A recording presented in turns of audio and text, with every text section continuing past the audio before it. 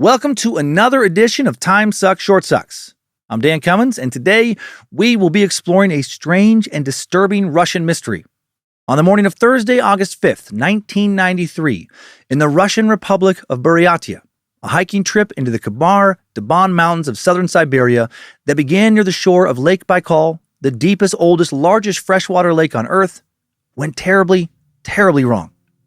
According to the most common depiction of events, the account most often portrayed on a number of conspiratorial and or paranormal podcasts and YouTube channels, while descending down from Translator Peak at approximately 7,861 feet above sea level, one of seven Kazakhstani hikers, 23-year-old Alexander Krishin, a young man bringing up the rear of the group, started to abruptly scream. As his fellow hikers turned to face him, they watched in horror as he began to bleed from his eyes, from his ears. Bloody foam bubbled up and out of his mouth. It was as if something inside of him was being torn apart. He then fell to the ground, began to violently shake and convulse. The group's leader, 41-year-old Ludmila Korovina, now rushed to his aid. And just after making it to his now unconscious and dying body, she started to scream out in pain herself. And then she also began to bleed from her ears, from her eyes, and froth at the mouth. She, too, now fell and began to convulse, collapsing atop Krishin's now limp dead body. 24-year-old Tatiana Filipenko fell next, grabbing at her throat as if she couldn't breathe, scratching at her now bleeding eyes. She fell to her knees, started to crawl like an animal, and when she made it to a nearby rock, she began to bash her head into it, over and over and over again. Each hit harder than the last, blood spraying everywhere until her body, like the others, fell limp and started to spasm. One by one, in a matter of minutes, 6 of the 7 hikers all succumbed to the same peculiar strain of madness. Only one would survive and live to tell the tale of the 6 mysterious deaths on a Siberian mountainside that have captivated and confounded internet sleuths to this day.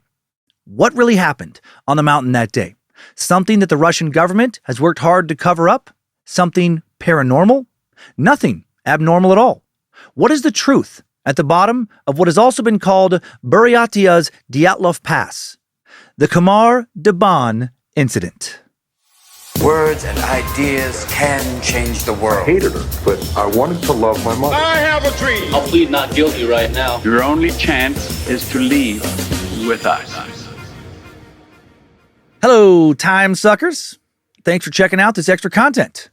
Here's how I'll be sharing this odd story I'm sharing with you today.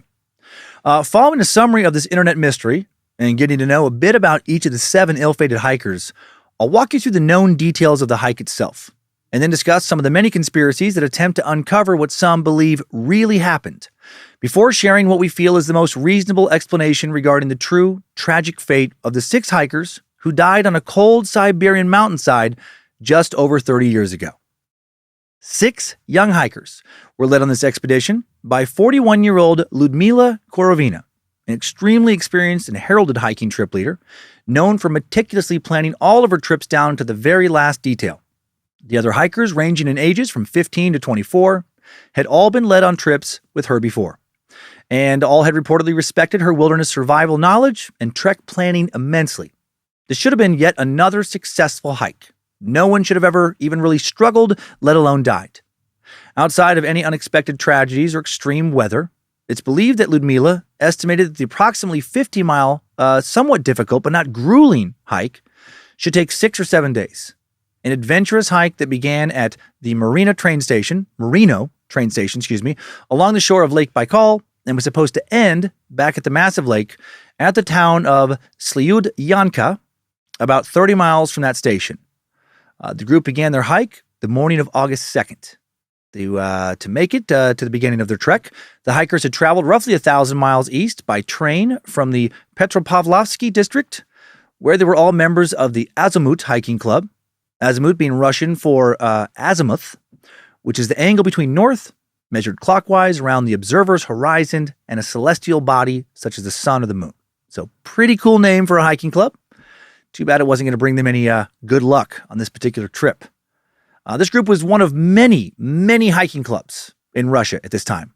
Following World War II, hiking became an extremely popular activity in the Soviet Union, part of what loosely translates to their sports tourism. Essentially, hiking has been treated more like a proper sport in Russia than it has a leisure activity for almost a century now. Instead of joining a rec league basketball team or maybe some company intramural softball team for decades in Russia, you might instead join a hiking club and take part in multi-night, arduous outdoor adventuring, testing your skills and starting fires, foraging for food, including knowing what food to forage for, navigating by compass or even the stars, knowing how to pack and set up a tent on a windswept side of a rugged mountain miles and miles from the nearest road, etc. Learn how to be strong and survive for Mother Russia. Do not expect sport rink and GPS to always be there like a lazy Western capitalist scum. The popularity of hiking clubs can be traced to Soviet-era urbanization. Millions of peasants, whose ancestors had long been serfs of some sort, growing crops on small plots of land in the countryside, were now forced to live in various cities as part of Joseph Stalin's ambitious plan for the rapid industrialization of the Soviet Union that began in the late 1920s. And now, instead of living out in nature, Russia's working class primarily were living in these drab, quickly built Spartan and communist, apartment buildings, very congested, polluted, frankly depressing as fuck factory towns. Hiking clubs were formed by the Communist Party as a direct response to this, as a way to keep the national morale from plummeting to dangerous, I don't give a shit about Mother Russia, please just kill me and put me out of my misery levels. Any town of any decent size would have one or more of these clubs, and millions of Russians would take part in these clubs or other sports clubs to increase their quality of life and reconnect them with the natural beauty of the massive nation that they've been separated from. Economics also a factor in the formation of these hiking clubs. Doesn't cost as much to hike and camp as it would to, play tennis, ski, etc. With hiking, nature provides all the facilities other than the trail. And the average Russian citizen living in communist Russia or living in Russia directly following the fall of the Soviet Union in 1991, they didn't have much discretionary income. But they could afford a sleeping bag, a decent pair of shoes, a tent, maybe enough cheap vodka to help them forget that they would never be able to afford much else, I'm guessing. In 1974, the country had 1,419 official government-sponsored sports tourist clubs and 4.1 million people trained in sports tourism courses. While we couldn't find comparable figures from the 1990s, it seems the hiking clubs were at least as popular, if not more so, than they were back in the 70s. So more popular when this episode's disastrous hike took place. And Ludmila Korovina was one of these trained hikers. She had taken numerous sports tourism courses. She actually had a master's in sports in hiking, a master's of sports being an honorary title awarded by some kind of panel of 3 judges to outstanding athletes of various disciplines. Pretty funny for me to think about them having this for hiking. You hike very nice, Ludmila. Trail much good. You put one foot in front of other foot many times with a little complaint. You do not forget bug spray or fall on poison ivy. You remember Band-Aid for foot blister. You find many good root and berry to eat and comprehend how north different from south on compass. I have trophy for you and certificate. You can keep certificate, must give trophy back. We need medal for Cold War. Something like that. Anyway, Ludmila and her 6 fellow hikers, who were essentially her students, people who did not have a degree in sports and hiking, and therefore needed to shut the fuck up and fall in line and listen to the master, well, they traveled to the Khamar-Daban mountain range in a sparsely populated area of Siberia, as if there are other kinds of areas in Siberia, as part of Russia's year-long Turyata campaign in 1993 to encourage a bunch of hiking in the mountains. Russia, the most hike-happy country in the world, it seems. The word Turyata means God's garden in the Livonian language. Well, this was a big government campaign, one of many, calling upon Russians to get out, enjoy the most remote and beautiful areas of their homeland, which is pretty cool. Ludmila and her group had actually traveled to the Khamar-Daban mountains with a second group of hikers, of which her 16-year-old daughter, Natalia, was a member. And Natalia's hiking group took a much more difficult path. Ludmila planned on meeting up with her daughter at a lake just about halfway through the hike, a little over halfway. And now that we understand a bit about Russia's cultural focus on hiking and what this hike was supposed to be, why this group was going, let's meet the hikers themselves. Group leader, 41-year-old Ludmila, was extremely experienced, was known for really pushing the group she led to their physical and mental limits in a way that earned the respect and admiration from most of the young hikers under her guidance. But it also led to occasional concern from other hikers, and some will blame Ludmila for the deaths of the hikers on her trip after this terrible tragedy, thinking she had pushed them too hard.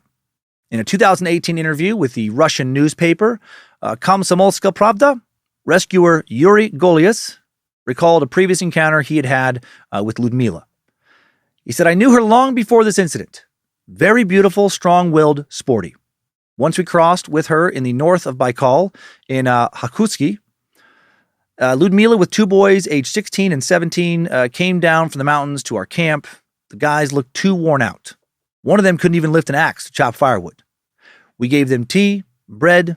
They attacked as if they had never eaten anything. Korovina said she was practicing a survival school when a group goes camping with a minimum of food and clothes. So yeah, she liked to push things and do extreme kind of hiking. This particular hike though was not supposed to be that extreme. 23-year-old Alexander Christian was the second most experienced hiker of the group and Ludmila's right-hand man of sorts. The young iron hammer to her strong lady sickle. Alex was a student in Moscow, had been going on hikes with Ludmila since he was a little kid for over a decade. He was physically the strongest member of the group, very close with Ludmila, so close she considered him to be a son. She also considered him a son because he had been dating her daughter, Natalia, was reportedly planning on asking young Natalia's hand in marriage at the conclusion of this hike. So that sucks. 19-year-old Denis Shvachkin was a last-minute addition to the group as he replaced another boy whose parents changed their minds and decided not to let him go. Great call in retrospect. Despite being a replacement, he was another experienced hiker and had gone on several trips with Ludmila in the past. The final boy was 15-year-old Timur Babanov. He was the youngest in the group, but he was definitely not weak. Very big, very mature kid for his age. He was almost 7 feet tall, could reportedly deadlift over 800 pounds, had a full beard, worked in a steel mill, and shared custody of his two kids with his ex-wife and was said to be a responsible father. I am young but have lived much life for Russia. And I'm being ridiculous, of course. He's 15. I don't know how big or mature he was, but another experienced hiker. I feel like in 1993, about 90% of Russians were experienced hikers. Timur had also gone on trips with Ludmila specifically before, grew up in a very outdoorsy, frequently hiking family. Of course he did. His mother had no reservations about entrusting Ludmila with care of her son, and she was quoted in another article published in Komsomolska Pravda in 2018 as saying, I trusted Ludmila as myself. Many times she and Timur and I went on hikes of different categories. 24-year-old Tatiana Filipenko, oldest of the three girls in Ludmila's group. She worked as a secretary, loved the mountains. She had gone on, of course, many previous hikes. However, none as difficult as this one before. All of her previous hikes ranked as either category 1 or 2 hikes as far as degree of difficulty. That's the easiest 2 categories. This hike was considered either a 3 or 4, sources vary. For context, the most difficult hikes in Russia are ranked a 6. Next member of the group, 16-year-old Victoria Zalasova. Ludmila was originally against taking Victoria, as on a previous winter hike with her, she had broken down from fatigue, and a breakdown like that can obviously endanger everyone in your hiking group, especially if you run into unexpected problems such as very dangerous weather. She ended up on this trip because, according to Ludmila's friend, Valentina Yaskova, Victoria wanted to go on the hike so badly she had her mom vouch for her, that she was much stronger now, and that a similar breakdown would not happen again. Ludmila obviously relented and allowed Victoria to join the group. And poor Victoria's mother, my God, how much did she later beat herself up for, vouching for her daughter to go on this ill-fated hike? 17-year-old Valentina Udachenko, the only survivor, is perhaps the most interesting member of this hiking crew. For at least 2 years leading up to this hike, she was being trained to be an assassin who specialized in killing hikers by the KGB. And I think it's weird that that hasn't come up much in speculation regarding, how the other members of her hiking party died. No, of course, that's nonsense. No, Valentina had grown up on a farm, was again an experienced hiker, had been a long-time cross-country skier, and this was her 3rd hike with Ludmila. Every member of this group, even its youngest members, had extensive experience hiking and had gone on previous trips with Ludmila. This is important to know when it comes to trying to explain the very confusing events that led to the deaths of every member besides Valentina. This was clearly not a group of rookies, right? No, not a group of people unfamiliar with the great outdoors and prone to making stupid mistakes. Despite some of the members being, pretty young, this crew knew what they were doing when it came to being out in the elements. And now let's get into the tragic events of the Khamar-Daban incident and look into the group's last hike in a little more detail. Long before ever traveling east towards the mountains, Ludmila had been planning this trip meticulously with the help of her friend Valentina Yaskova for months. Yaskova will later recall, "We planned a diet for every day. As usual, Korovina made a clear route with a timekeeping by the hour, ordered who should take what things, etc. The group traveled by rail from the very rural Petropavlovsky district. Only about 12,000 people live in this roughly 625-mile square collection of farms and villages, to Marino Station on Lake Baikal, where Ludmila reportedly checked with the worker at a local weather station and was assured that the weather would be good and safe for their hike. After receiving assurances that they'd be okay, the group set off on August 2nd, and frustratingly, I'm sure, were met almost immediately with a very unexpected storm. Russian meteorologists, even less reliable than American meteorologists, perhaps. Most Western sources state that they did not encounter a storm until the third day of the hike, but Russian contemporary sources report that they hit bad weather on the first day, that it relented a bit on the second day, then the storm came back with a vengeance on the third day. So let's go with that. Journalist Vladimir Zarov, who visited the area 5 years after the incident to investigate, recounted that summer and especially July and August that year were especially rainy. The meteorologist I talked to later hadn't observed that weather for almost 30 years. So yeah, it was a really rough summer as it turned out. Kind of like late summer, early fall, I guess. In spite of the incredibly unlucky and unsurprisingly bad weather, the group still made good progress the first 2 days, reaching their planned campsite on a mountain pass near Retransliator Peak by the night of August 3rd. Ludmila had planned on having the group forage for food, but the weather had been so poor up until this point that foraging was impossible. Evidence of this lack of foraging was found by lead rescuer Yuri Golias, who stated in an interview with Komsomolska Pravda in 2018 that his rescue team found the campsite on the night of August 3rd into the morning of the 4th and noted that, "At this place we found one empty jar of stew. Cold, rain, snow is blowing, and Korovina, it turns out, ordered to divide 1 can of stew into 7 servings. I thought maybe I'll find wrappers from candy or chocolate. Nothing. Also, they found no evidence of roots or berries or anything that the group would have foraged." The weather cleared up enough on the morning of August 4th that according to Golia's original 1993 report, the group now was able to spend much of the day foraging the edible golden root. Golden root, also known as Rhodiola rosea, is a flowering herb that has been used in traditional medicine in Russia for centuries. The plant's roots are considered an adaptogen, which means they may help the body adapt to stress. Rhodiola has been used to treat a variety of conditions over the years, including fatigue, high altitude tolerance, inflammation, anxiety, depression, anemia, and headache. Sounds like some good shit to have on a hike way up in the mountains. And it is so cool that nature just provides that to hikers in a way. Large amounts of golden root were found in each member's backpack. 2 large bags of golden root were found near Ludmila's remains. So she was likely planning on bringing a bunch home. You can dry it for long-term storage, grind it into a powder, sprinkle it on whatever, brew it into some tea, lots of stuff. And very cool how she knew so much about the wilderness. Despite camping in the woods a lot growing up, just playing in the woods a ton, I don't have a clue what you can eat and what you can't eat. Storm came back strong the afternoon of August 4th. The group made an early camp on a rocky plateau, well above the tree line, near 8,000 feet in elevation.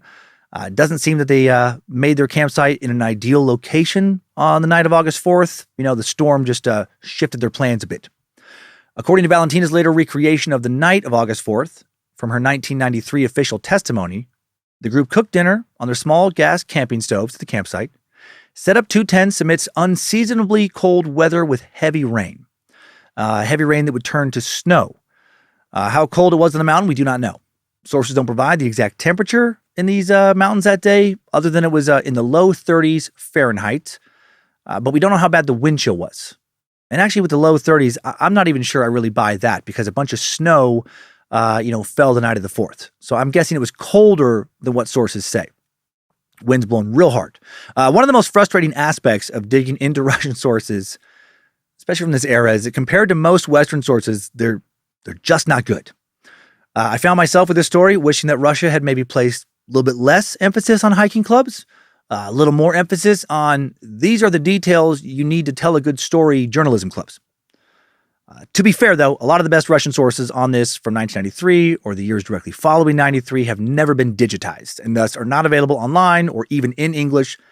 So maybe, given the benefit of the doubt here, more detailed sources do exist, just not in an easily accessible form over here.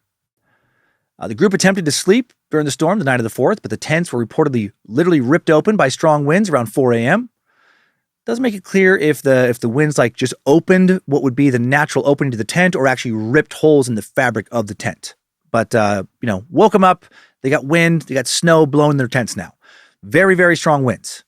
The group was able to repair the tent, but there are tents, plural, the two of them. But then one of the two tents had its frame completely torn out of the ground. These tents were pitched in rocky, barren, pretty loose-looking soil underneath the snow, sometime around 6 a.m. And now they're up for the day. Sometime shortly after 6 a.m., the group, now surrounded by heavy snow, attempts to pack up and hike towards the tree line. Sometime between 6 and 10, they get going. And then around 10 a.m., at an elevation of just above 7,800 feet, disaster strikes. This is when Alexander suddenly dies. Chaos ensues, as the group can't decide between continuing towards the tree line or attempting to help other members. The account, the only survivor, 17-year-old Valentina Udachenko, gave shortly after being rescued is as follows. It's originally written in Russian, of course. I've changed a few things to the translation for a U.S. audience, such as converting meters to feet, adding a few appropriate adjectives for a little better narrative flow, so I don't, just sound like I'm parodying a Russian accent again, without changing the underlying truths of the report. At 10 a.m., Christian, the 23-year-old hiker Alexander Christian, told the group that he was wet and freezing. It was snowing. It was a thick, heavy snow. No landmarks on the horizon were visible. We packed our backpacks and started going down the slope towards the valley of the Snow River. After walking about 30 feet, Christian, walking at the end, he suddenly fell. We tried to pick him up, but then he fell again. Ludmila, our group leader, ordered the rest of us to continue to descend, and she herself would stay next to him until he was ready to hike again. However, she then almost immediately stopped the group and asked for one of us to approach her. Tanya, 24-year-old Tatiana Filipenko, set the tent back up and others hid inside it. I approached Korovina and Sasha, which is what we called Alexander Christian. Sasha's eyes were huge and blank, like he was not really there. Then when I got closer, I could see blood oozing from his eyes and ears, and foam coming from his mouth. Then he seemed to stop breathing. Korovina checked for his pulse and found that his heart was no longer beating. She now asked me to take Vika, 16-year-old Victoria Zalasova, down the mountain. I tried to, but she suddenly bit me and then fell limp. I now dragged her towards the others, but then Tatiana began to hit her head against the stones. Dennis, 19-year-old Denis Shvachkin, ran and hid behind some stones and locked himself in his sleeping bag. I now crawled back up the slope to Korovina and found her dead. She was not breathing. I next moved over and tried to pick up Timur, 15-year-old Timur Babanov, but he had now also died. When I realized that no one was moving, I started going down to the tree line. I got dressed and I got into my sleeping bag and covered myself with a tent. The next morning I went back up and everyone was dead. Can you imagine this scene from a horror movie unfolding in the middle of what was supposed to be a challenging but also, pretty peaceful and serene hike? I mean, this would be terrifying to experience at any age. But as a 17-year-old, oh my God. In a matter of minutes, right, she watched everyone else in her hiking party die. And not just die, but die in an over-the-top, what the fuck is going on here fashion. Right? She must have been nearly scared to death that she'd be next. Well, Valentina now quickly took a sleeping bag, walked down the mountain, into the trees below. She spent, this terrified night in the forest. I'm backing up a little bit. And then the next morning, she heads back up to where everyone has died. The storm has passed. And she does close the eyes of her dead comrades as well. After that, she hikes down along the ridge, follows a row of power poles coming down from a nearby relay tower. And then she just keeps going down until she runs into the Snezhya River. And then she follows this river downstream until a group of Ukrainian tourists find her. It took 4 days for Valentina to be rescued, 4 days following her friends dying. She spent 2 of those days waiting along the river to see someone before a man named Alexander Kvitnitsky spotted her. He and some fellow Ukrainians were kayaking down the river, and here's how Alex will describe encountering Valentina. He said, "A girl standing on the shore, screams, waves her hands. Yes, it was so desperate that we immediately realized that it was a disaster. When she came ashore, she rushed to one of our participants and cried on her chest for a long time. She confusedly told me that people had died and how scared she was. After this, Valentina was taken to Sliudyanka, a city of about 20,000 people sitting on the banks of Lake Baikal, arriving there on August 18th, where she met with the rescuers who would soon attempt to find the bodies of the 6 dead hikers. She spoke primarily with Yuri Egyevenovich, who years later in 2018 recalled how he was impressed by Valentina's composure. I still remember how she answered my questions in detail and clearly, he said. She told me about the route, the weather, how they moved. She also closed the eyes of the dead comrades. That's self-control. Atypically bad weather continued throughout the month of August, which greatly hindered the rescue operation, and the hikers' bodies wouldn't be found until about a month after they died. When the rescue team finally made it up to the mountain, they packed a half dozen corpses into plastic bags. Then they sat atop those bags, using the stiff frozen bodies now covered in slippery plastic as sleds to quickly make it back down the mountain, something that is apparently quite common in Russia. They call it comrade coasting or skeleton surfing. Sounds pretty fun. Or they definitely don't do that, and I made that up, and they respectfully carry them out. The bodies were taken to the city of Ulan-Ude, the capital of the Republic of Buryatia, where around 440,000 people live, by helicopter for autopsy examinations. The bodies were found to be lightly dressed, some not even wearing their shoes, which the doctors performing the autopsies found to be actually in line with a type of mania typically brought about by hypothermia. Which is, people with severe hypothermia will take off their clothes sometimes due to a phenomenon called paradoxical undressing. And this happens when the body dilates blood vessels in an attempt to warm freezing tissue in the limbs, which can cause a person to feel warm. However, this actually increases blood flow to the skin, causing heat to be lost to the environment.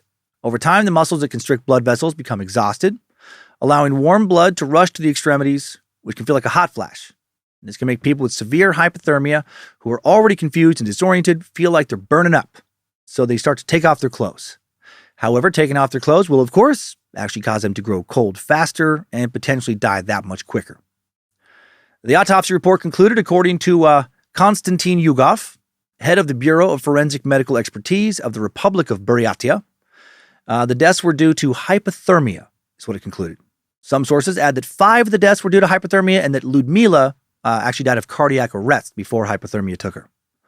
Bodies also found to have a slight protein deficiency from undereating and signs of pulmonary edema due to altitude sickness. And pulmonary edema is a condition that occurs when fluid builds up in the lungs, makes it hard to breathe. And it can account for the hikers frothing at the mouth. The bodies were interestingly found with no physical injuries, like the kind you would for sure get if you violently bashed your head into a rock over and over. And what about the bleeding from the eyes or the bleeding from the ears? Well, pulmonary edema does not account for that. High altitude sickness can cause you to bleed from the eyes, though. It can cause retinal hemorrhages, which are small areas of bleeding in the retina at the back of the eye, but generally it doesn't do this below 9,000 feet. They were at an elevation of less than 8,000 feet, but it is possible for it to cause this at 8,000 feet. Extreme changes in atmospheric pressure can also make you bleed from the eyes. Perhaps the intense storm at that altitude led to a quick change in pressure. Altitude sickness, also known as acute mountain sickness, can cause ear bleeding in the form of ear barotrauma. Barotrauma is an injury to the ear that occurs when there are rapid changes in altitude and pressure, such as when flying or scuba diving. And these changes can cause the eardrum to rupture and bleed. It can also lead to other symptoms like ear pain, pressure, dizziness, ringing in the ears, hearing loss, and nosebleeds. So although extremely rare, as in I can't find a concrete example of this definitely happening online, it is theoretically possible that during a high altitude hike in the middle of a windy storm that can definitely cause a quick change in atmospheric pressure, you could have hemorrhages and ruptures that could lead you to both bleed from your ears and your eyes. And also, froth from the mouth, the pulmonary edema. Finally, it is rare, but definitely not unheard of for you to have a seizure, even if you've never had one before, due to nothing more than high altitude exposure. That is a phenomenon. Combine that with hypothermia, which causes confusion, and you do have at least a theoretical natural reason for Valentina to see the terrible shit she claimed to see. After the investigation, Valentina returned to her home of Petropavlovsk. The investigation was quickly closed, at least to Russian authorities. They were satisfied with hypothermia being listed as the primary cause of death. The internet, however, especially in recent years, not even close to satisfied with this answer. Suspicion surrounding the deaths has grown, and conspiracy theories, some of them pretty wild, pretty entertaining, have popped up in large numbers in the last decade. Many, if not most, of the conspiracies revolve around allegations of some type of government cover-up. Right? What do you hide in Russia? Answer us! We will not stop wildly speculating on Reddit and 4chan until you do. So why did this group of experienced hikers break down so quickly? Why did Ludmila change her mind about ordering the group to move towards the tree line and safety? How did Alexander, the strongest hiker in the group, die so quick? Why was Valentina the only one that didn't fall to mania and die? Why was Tanya bashing her head into a rock? And what's really up with all the eyeball blood? Many of the theorists interested in the Khamar-Daban disaster, come from Dyatlov Pass online groups and websites. We covered the Dyatlov Pass incident way back in episode 62, January of 2018, and we still don't know what happened there, not for sure. Most likely hypothermia, though. Maybe something called a slab avalanche. But ultimately, it's still a mystery. Are these two Russian hiking disasters connected in some way? Some think so, but don't have any real evidence other than they're both groups of Russian hikers that died in a terrible and still not fully explained tragedy. A lot of people, though, do think both groups succumbed to hypothermia. And now I should add, most of the conspiracy theories regarding this disaster seem to stem from alternate testimony Valentina gave in the summer of 2018, not from the original testimony back in 1993 that she gave just days from the disaster. As you probably noticed, when I went over her testimony, she didn't say everyone bled from their eyes and ears and foamed from their mouths. Only Sasha did that, the first hiker to die. Her second account was published in the July 24th edition of Komsomolska Pravda. The journalist who interviewed her, Natalia Varsagova, stated that Valentina originally refused to be interviewed. She reported that Valentina was living in a, quote, an old shabby food and industry hostel. An old shabby food industry hostel. Russia does not translate well to English all the times. So whatever the fuck that is, sounds terrible. She said Valentina initially slammed the door in her face when she found out she was a journalist and yelled, "I'm not going to talk to you." Then when Natalia wouldn't leave, she asked, "Why are you bringing back to this nightmare? I've been living with my husband for 15 years. He only found out 2 years ago that I was there." And she added, "I don't want to remember anything." But then a few minutes later, she did relent and she tells a more intense story. And this is when she spoke of all the other hikers reportedly bleeding from their eyes and ears and foaming at the mouth, not just Sasha, like originally stated. This is when she spoke of Tanya bashing her head into a rock over and over, slamming her head harder and harder until she died. And this is when she talked about numerous hikers convulsing. Initially, in her first interview, she said Tanya hit her head into the stones, and some sources say there was a translation error in this first account. That essentially, she originally only said she crawled over towards some rocks, then slipped and fell and hit her head on a rock. That she did not, intense horror movie style, bash her head into the stones over and over. So that's a big difference, right? 6 people, all bleeding from their eyes, ears, foaming at their mouths, convulsing. One of them slamming her increasingly bloody face into a fucking rock over and over again until she's dead. That's an extremely different scene than one hiker having some sort of seizure, bleeding from numerous holes in their face, head, another hiker slipping and falling and hitting their head on a rock, and then the hikers, losing consciousness and dying of something as common as hypothermia. One scene, something out of a paranormal horror movie. The other is seen from a sad movie about some hikers getting pounded by an unexpected storm on the side of a mountain, bitter winds ripping apart their tents and chilling them to the bone, chilling them to their deaths. Could this entire mystery be based on nothing more than a mistranslation of an interview that was given 25 years after the incident, full of misremembered and or exaggerated details? Details that then get further exaggerated in one podcast and YouTube video after another. Yes, that is very possible. But since we're here, what are some of these conspiracies again? Let's go back to the Russian government. Most popular theory is that the deaths came from a chemical weapon, specifically a Russian nerve agent known as Novichok. A nerve agent developed at a Soviet State Chemical Research Institute between 1971 and 1993. 1993, same year as the hike. Right, I can see how the conspiratorial mind can connect these dots. The pieces fit. Signs are all there if you just open your eyes. Belief here is that the autopsy reports were faked in order to cover up the fact that this Novichok, this incredibly powerful nerve agent used by the Russian government as recently as 2020 in an attempt to assassinate former opposition candidate, Putin critic, and corruption activist Alexei Navalny. However, as far as we know, this nerve agent is deployed in either liquid or powder form, not as a gas. They could have been in the air in the mountains that day. And more importantly, it does not make you bleed from the eyes. It constricts your pupils. It can blur your vision through excessive tear production. Doesn't make you bleed from the eyes. Doesn't make you bleed from the ears. One site I found said it could affect body temperature regulation and induce hypothermia and also give you pulmonary edema, leading to that foaming at the mouth. Some think, well, what if it was converted into a gas in some new form? Well, if that's true, why would Russia want to risk letting Western medical authorities figure out that they have a new form of a dangerous chemical weapon by testing it on random hikers in their own nation? That is not Russia's style.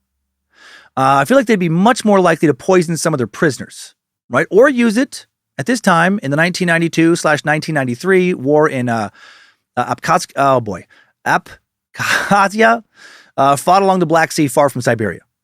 Also, Komsomolska Pravda is a Kremlin-backed news media organization, frequently accused by the West of being nostalgic, being sympathetic towards the Soviet Union, being kind of like, they're just a puppet of like Putin's government. There were no suspicions of nerve gas prior to this 2018 Pravda interview with Valentina. Why would this, basically government-sponsored or at least government-supervised paper suddenly open the door to speculation about the government's, military doing something this nefarious? That doesn't, again, feel like Russia's style. Part of the conspiracy regarding the nerve agent theory is that the autopsy reports, again, were faked. Could they have been? Well, yeah, sure. I mean, any autopsy report could theoretically be fake. That is something you cannot disprove. But in each case where you think this has happened, you got to ask yourself, well, why? What is the motive? And in this case, I don't think the Russian government has a motive to gas these hikers. Could it have been an accidental gassing? Sure. But that still doesn't fix the problem of the symptoms described by Valentina actually not matching what this chemical weapon would do to you. So could it have been some new and improved chemical weapon that does make you bleed out through your eyes and ears and go crazy and do shit like smash your head into rocks until you kill yourself? Sure. Again, theoretically, anything's possible in the way that you could just imagine up all kinds of scenarios. But if there was a weapon that did that and it was actively being tested in 1993, why hasn't there been evidence of it being used again and again since? That doesn't make any sense. Why aren't other people bleeding out of their eyes and ears and foaming at the mouth and convulsing and smashing their head into shit? Convulsions, foaming at the mouth, are symptoms of various chemical weapons attacks, but also bleeding from the eyes and ears doesn't seem to be. To me, the Russian military nerve agent conspiracies just don't make any sense, right? The evidence just is not there. So let's look at some other theories. A related theory to the nerve agent possibility is that the hikers were killed by some secret experiments where they were testing a weapon that we don't even fucking know about. But again, why would Russia do that to their own hikers? And if they did test it on these hikers, why didn't other hikers on the mountain get sick? That's something else that there's a problem, or where there's a problem. We don't know how many groups were hiking in that area at that time, but we know at least one other group was, right? There was that second group with Ludmila's 16-year-old daughter, Natalia. They were within just a few miles of the group when they died. None of them were harmed. Also, should point out, Russia in 1993 was in turmoil. Less than 2 years before the hike, on December 25th, 1991, the Soviet hammer and sickle flag lowered for the last time over the Kremlin. Earlier that day, Mikhail Gorbachev resigned his post as president of the Soviet Union, leaving Boris Yeltsin as president of the newly independent Russian state. And then when the hike occurred, Russia was headed towards a constitutional crisis. The following month, September of 1993, a constitutional crisis arose in the Russian Federation from a conflict between President Boris Yeltsin and Russia's parliament. President Yeltsin performed a self-coup, dissolving parliament, instituting a presidential rule by decree system. The crisis ended in October with Yeltsin using military force to attack Moscow's House of Soviets and arresting lawmakers. So Russia's not a real organized, cohesive nation when they're supposedly planning and pulling off this top secret weapons testing. And the biggest problem with any conspiracy regarding the Russian military being behind this is why allow Valentina, the lone survivor, to survive? Why let her wander around the woods for 4 days before she's rescued? Why let her tell anyone what she saw? It would have been so easy to also kill her. In particular, why allow her to live for decades in obscurity, no less, following the disaster and then give another more sensational interview? Right? They could have easily killed her in the 25 years between the disaster and her interview. That is not like Russia at all. So I'm going to say, again, no theories regarding this being some sort of state-sponsored attack/experiment makes sense. What are some of the other more outlandish theories? Reddit user, here's the fun stuff. Reddit user, Cloudy Noel, chatting about this on an Unsolved Mysteries subreddit, brings up the interesting possibility that the hikers died from, quote, a tree in the area that gives off a toxic gas. Okay, yeah, sure. I mean, why not? You know, we've all heard about toxic gas trees that make your eyeballs bleed. I mean, as a parent, I can't tell you how many times when Kyler and Monroe have wanted to play outside, I've warned them, careful for toxic gas trees. You don't want to bleed to death out of your eyes. There are no fucking trees to do that. Cloudy Noel gets the fuck off Reddit, needs to get the fuck off Reddit, and get outside more. Why didn't Valentina succumb to this toxic tree gas? Cloudy Noel. Do some of us have toxic tree gas immunity? Another Reddit user, this is just nonsense letters, Atapai 330, just nonsense, really went fucking wild with some string and some tacks in their war room. Worked hard to connect a lot of dots that the rest of us can't see. When they theorized that the deaths were due to, quote, wolf/bear traps that use spring-loaded sodium cyanide and that kills quickly mammals, including humans, in a way that resembles the deaths described, desperate to breathe, convulsing, foaming at the mouth. Okay, cyanide bombs are a real thing. And they have been used a lot in animal traps. Actually used a lot even by the U.S. Department of Agriculture in the U.S. But the way that they're designed, you have to fucking bite them. Right? A spring inside the trap propels a single dose of sodium cyanide into the animal's mouth. The sodium cyanide combines with water in the mouth to produce poisonous cyanide gas, which will then kill the animal in a way that causes internal bleeding, seizures, and lung failure. Right? But there's like they'll put some like food bait on top of the spring-loaded device, and if you were to grab with your hand, it wouldn't have the same effect as it would if you grab with your mouth, because it's supposed to shoot it directly into your mouth. Also, these hikers were headed down the ridge in a snowstorm. So like, let me get this straight. So they see somehow through the snow some fucking bait food on the ground, and then also think, I should eat that, and then also decide to bend over and grab it with their mouth. And then this is a single dose situation, so that would only kill one of them. So they'd have to do that 6 times in a row. Like one person would do that and all of a sudden start like frothing at the mouth and convulsing and dying, and the other people are like, oh my God, what fucking happened to Tommy? And they're like, oh, hey, hamburger on the ground. And then I'm just gonna get that with my mouth. And then they start convulsing. And another person's, oh shit, what happened to fucking Tommy and Svetlana? Oh, hamburger. And then he's like, that is preposterous. So no, that never happened. Another theory posed by Reddit user Donnie Dodo, still drawing from the Unsolved Mysteries subreddit, is that Valentina killed all her fellow hikers. They posted, won't lie, I think she poisoned them. Occam's razor, you know? Okay. First, no investigators ever accused Valentina of doing this. Not ever. Also, I don't think Donnie Dodo understands how the principle of Occam's razor works. As a refresher, this principle, often applied to debunk complicated conspiracies, is defined as follows. Suppose an event has 2 possible explanations. The explanation that requires the fewest assumptions is usually correct. So the simplest explanation. Another way of saying it is that the more assumptions you have to make, the more unlikely an explanation. How is a 17-year-old hiker randomly murdering 6 fellow hikers out of fucking nowhere, poisoning them in a way that mimics the effects of altitude sickness and hypothermia, a simpler explanation than the hikers dying of altitude sickness and hypothermia? It's not. It's nonsense. The Khamar-Daban incident Wikipedia page has some very wild possibilities. My favorite is that the hikers, while foraging for the golden route, ended up accidentally picking and ingesting a massive amount of magic mushrooms. I can't believe this is per Wikipedia. And I know Wikipedia sometimes has some dumb shit, but I can't believe this is actually on Wikipedia's page for this incident. It says, another theory suggests that the hikers might have hallucinated and got sick due to a mushroom poisoning. Korovina was known to be a forager, and she taught the art to her students. One of the hikers might have accidentally added poisonous mushrooms to their breakfast. An overdose of psilocybin might cause psychosis, convulsions, cardiac arrest, and send a person into a coma. A common hallucination caused by psilocybin is to see other people cry blood. That is a bunch of nonsense. The footnote, the source for this assertion is a medium.com article written by some random user, Natasha M., who clearly doesn't know much about mushrooms and doesn't back up her assertions with any sources. Seeing other people cry blood is fucking not a common hallucination from magic mushrooms. Not at all. Magic mushrooms would be way less popular right now if it was like common. Like most of the time when you fucking ate magic mushrooms, you just started to see people cry blood. Hey dude, you want to go trip on some shrooms this weekend? Can't fucking wait to watch everyone bleed from their eyes.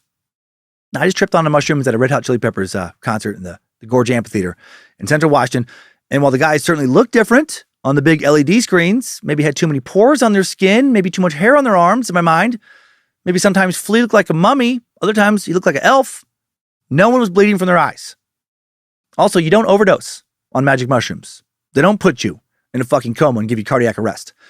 Check this out, the estimated lethal dose of psilocybin, I think I might have mentioned this on the psychedelics episode, is approximately 6 grams of the active psilocybin drug substance, and you would have to ingest approximately 22 pounds of fresh mushrooms to get that much psilocybin. And since shrooms tend to act as an appetite suppressant, for everyone I know who eats them at least, gassy stomach, light nausea, common side effects, you'd have to eat 22 pounds of magic mushrooms. And they're light by their size. So that would be like a way bigger fucking batch of food than if you try to eat like 22 pounds of beef. Like to get that inside of yourself, it's literally impossible. And you'd have to fucking do it fast before, the appetite suppressant effects started to kick in and, you start to get sick. You'd have to do it really quick to theoretically die. Lethal overdose from eating mushrooms is therefore nearly fucking impossible since no one's going to eat that many mushrooms in one setting ever. According to the Guinness Book of World Records, the largest meal ever eaten by one person in one sitting was a 19-pound meal eaten by a 23-year-old woman in 1985. And she didn't only eat mushrooms. Also, think about this. Think about how hard it would be to find this many mushrooms. For 6 hikers to all die in this way, they would have needed to eat over 130 pounds of magic mushrooms in total. And then Valentina would have had to have eaten a bunch more mushrooms on top of that to see all the bleeding eyes. So let's get the fuck out of here with that. Another Wikipedia theory is that the nearby Lake Baikal is known to be a, quote, toxic waste dumping ground. And I don't know that that's true. And if the waste was washed downstream, the hikers might have drank the toxins in their water. I can't believe this is so bad that this is on Wikipedia because it's nonsense. The lake sits at an elevation of just under 1,500 feet. They died at just under 8,000 feet. No river in the world flows upstream from 1,500 feet in elevation to 8,000 feet. That's not how fucking rivers work. So for this scenario to work, they would have had to have gotten off the train when they made it to the beginning of their hike, immediately filled up their canteens with nasty ass fucking toxic lake sludge, and then carried that sludge up the mountain for several days before 6 of them quickly then died from the poisoned water in a matter of minutes. Again, get the fuck out of here. Finally, I looked in the comments under a YouTube video titled The Khamar-Daban Incident on Nick Crowley's YouTube channel for more conspiracies. And while none of them are worth mentioning here, I do want to share one user's thoughts just because they're so absurd and they really cracked me up. And it doesn't seem like they're joking here based on a lot of replies that were under this. At Michelle Black 3398 posted, "Before my dad went to the Forest Army," that's weird, or NFA, "he told me to never go into the woods without a gun for protection, a flashlight for obvious light, a long book to keep yourself sane and to not kill your friends, and a mirror to tell if your friends are real or not." First reply underneath this, at Levite, posts, "Oh shit, the mirror is pretty smart. I never thought of that." No, it's not smart. This is fucking ridiculous. You need a fucking long book so you don't murder everybody, and also a mirror to make sure that they're real. Right, so what? So clearly what? Valentina forgot to bring a mirror, became convinced that her fellow hikers were not real, and then only because you didn't have a long book, thought, well, if I don't have anything to read, I guess I might as well kill all my friends. When has a long book ever stopped a mass murder? Holy fuck, I need to kill everybody here. But I'm not even halfway through Ulysses by James Joyce, and I need to know what happens to Stephen, Leopold, and Molly before I fucking kill everybody. So what actually happened? The conspiracies out there about this are just ludicrous. A reconstruction of the events using all the available reliable evidence does paint a pretty clear picture of how this hike ended in tragedy. Right? The group leaves for the hike August 2nd, after Ludmila correctly plans for all of them to have just enough to eat and plenty, to eat if they can scavenge a bit, forage for some more food while they're on their hike. And you do really have to plan to barely have enough food for a hike like this because you have to carry it all. You have to carry it all on your back. plus all of your gear, right? Sleeping in a tent, coat, clothing for a variety of temperatures, etc. Ludmila checks with a local weather station, is assured that weather will be good for the trip, good enough to hike, good enough to forage. But then a massive and very unexpected storm moves in. Brings a lot of rain, unseasonably cold weather, some snow up in the mountains on August 2nd, August 3rd, August 4th. Makes it impossible for the group to scavenge for food, leading to a lower caloric intake, which would result in the slight protein deficiency revealed in the autopsy findings. On the morning of August 4th, the weather clears up. The group spends hours scavenging for some golden root to get a little more food. And probably to take a bunch back home. I doubt they were worried about starving. By the afternoon of August 4th, the storm moves back in, so the group makes camp where they were at, above the tree line, not an ideal location on this barren hillside, but hey, the storm has fucked things up. They cook up some food on the camp stove. They attempt to sleep for the night. The tents are then battered by the cold storm, torn up a bit around 4 a.m. All repaired, but I bet a bunch of cold wind got in, lowered their body temperature. The winds then damage the tents again around 6 a.m. Group gets up, prepares to head back, get back to hiking, get down the hill. Shit has gone awry. The cold winds moving quick enough to rip their tents. The wind chill is significant because they're hiking in August. I highly doubt they brought heavy winter gear with them on a roughly week-long hike. They wouldn't have, had the room for that. They weren't preparing for that. So they start to get cold, very cold, dangerously cold. And sometime between 6 and 10 a.m., Ludmila and her crew begin marching, they're marching down the hill through the snow. They're getting very cold, freezing wind, headed towards the tree line. Maybe they would have made it into the trees where the trees would have deflected some of the wind chill and maybe things could have been very different. But Sasha, aka Alexander, is slowing them down. He's not feeling well. He has hypothermia. He tells the rest of the group that he's freezing. His condition deteriorates rapidly and then he dies. Why did he bleed from his eyes and ears? Probably a combination of suffering from the effects of changes in atmospheric pressure brought on by the storm and altitude sickness. Ludmila, devastated, I'm sure. Sasha was about to become her son-in-law. She's long seen him as a son. She decides to stay with him in an emotional moment. Then he dies. She changes her mind, attempts to continue to lead the rest of the group, but she's also freezing. Not sure what she was wearing when she knelt down to try and take care of him. She begins to succumb to hypothermia. Tatiana tries to set up a tent to get out of the cold and the wind. The group just, try to hide in it, but then they're not getting warm enough. They panic. They start to move towards the tree line in a disorderly fashion. People are dying. They're freaking out. Thanks to their hypothermia, making them feel too hot, they start to engage in some paradoxical undressing, which makes things worse. Ludmila, shortly before she dies, orders Valentina to drag Victoria down to the tree line, but she refuses to go. Victoria was the one who broke down from fatigue on a previous hike. She resists. She is not thinking clearly. She is confused. She is scared. Another symptom of hypothermia is confusion. She bites Valentina's hand. She fucking loses it. They're all losing it. Tatiana may have banged her head on a rock due to stress, but not enough to kill herself or even cause a fractured skull, according to the autopsy report. She might have just slipped. Valentina, after dragging Victoria towards the rest of the group, sees that Ludmila has died or at least lost consciousness. Dennis has went to hide behind some rocks, still above the tree line. He's in a sleeping bag, but because he's still exposed to the wind and the cold, his temperature continues to drop and he's dying. Valentina, now the only one in the group, still focused on making it to the tree line. Who knows why it was just her? Maybe her fucking coat was a little better than the others' coats. She gets down there so the effects of the wind chill will be mitigated. She attempts to carry Timur, the youngest, down, but gives up, right? He's not thinking straight. No one's thinking straight. She goes down to the tree line alone, sets up a tent, gets in her sleeping bag, also suffering from hypothermia, does not leave again until the next morning. The weather clears up a bit. The next morning, the storm is let up a little bit. The temperature's increased. Hypothermia, no longer a present danger, clearly, because she comes back out of the tent, heads back up to the tragic scene, notes everyone has died, takes supplies, covers the bodies, closes her eyes, and leaves. She survives alone until August 9th, and after making her way to a river to the south of the original hike, she is luckily found by a group of Ukrainian kayakers. And that's it.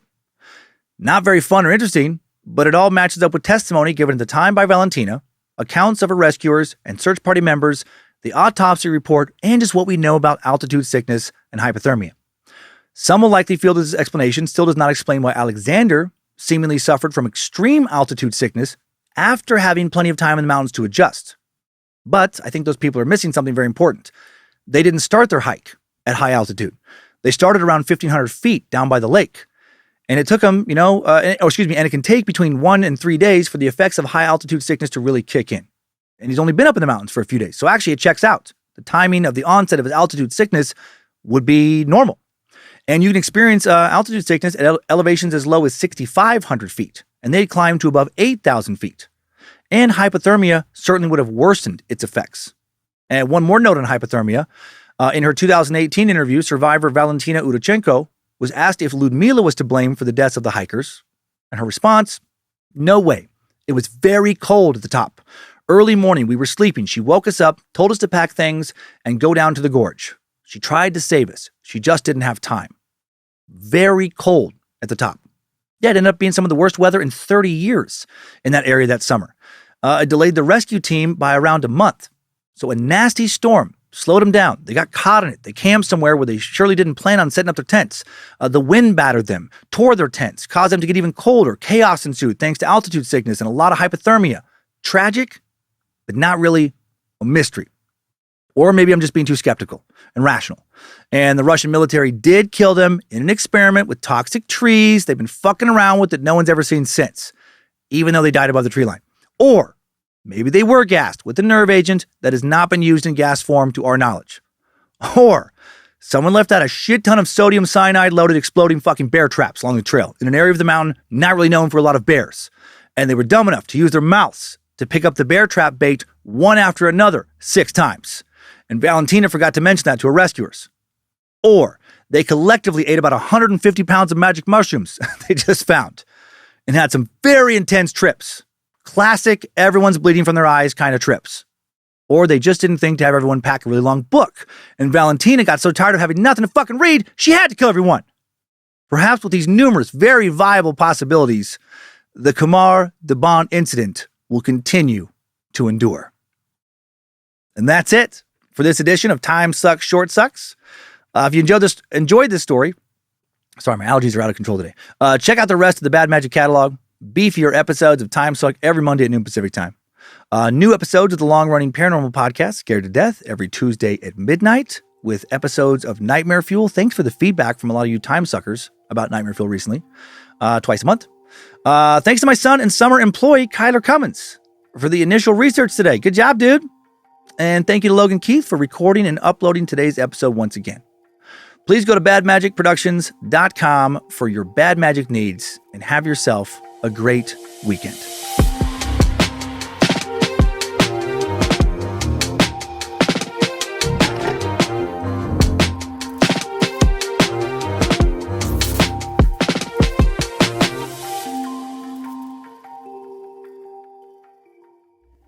Bad Magic Productions.